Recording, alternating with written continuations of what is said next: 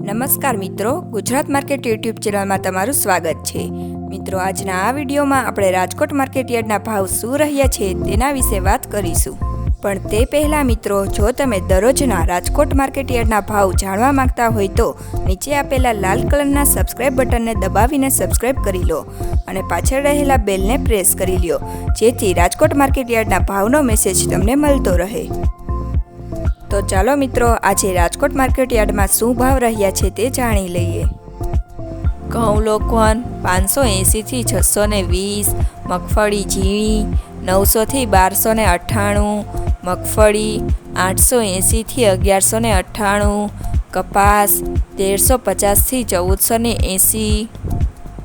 મરચા સૂકા 1950 થી 2650, તલ કાળા 3660 થી 5136, તલ સફેદ 2290 થી 2500, ઘઉં ટુકડા 600 થી 680, સોયાબીન 770 થી 834, જુવાર 711 થી 840, લસણ 2750 થી 4350, વરિયાળી 1000 થી 1390, જીરું 4100 થી 4560, રાયડો 1110 થી 1256, એરડા 1122 થી 1225, ચણા 1130 થી 1301,